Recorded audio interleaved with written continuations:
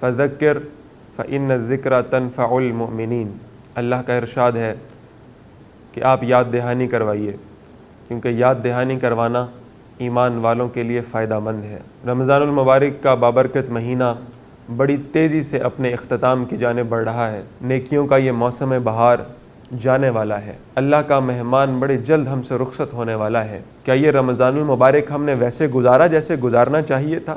کیا رحمتوں کے اس مہینے میں ہم اللہ کی رحمت سے فیض یاب ہوئے؟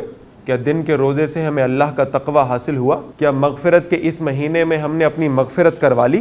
جنت کے دروازے کھلے ہوئے ہیں، جہنم کے دروازے بند ہیں۔ کیا ہم نے اپنے آپ کو جنت کا حقدار بنا لیا؟ کتنے افسوس کی بات ہے کہ اس طرف ہماری توجہ نہیں ہے۔ کتنے ہی لوگ ایسے تھے جو پچھلے رمضان المبارک میں تو اس دنیا میں موجود تھے، پر اس مرتبہ وہ ہمارے ساتھ موجود نہیں ہیں۔ آئیے اس رمضان المبارک کو اپنا آخری رمضان سمجھ کر گزاریں۔ آئیے اللہ کے اس مہمان کی جانے سے پہلے قدر کر لیں۔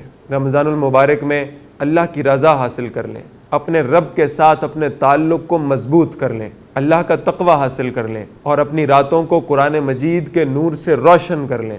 ڈاکٹر اسرار احمد رحمۃ اللہ علیہ کی تحریک رجوع الی القرآن کے تحت رمضان المبارک کی راتوں میں تراویح کے ساتھ دورہ ترجمہ قرآن کے پروگرام آپ کے نزدیک منعقد ہو رہے ہیں۔ آئیے ان میں شرکت اختیار کریں اور قرآن مجید سے اپنی راتوں کو روشن کر لیں۔ کہیں ایسا نہ ہو کہ رمضان المبارک گزر جائے اور ہم خسارے میں رہ جائیں۔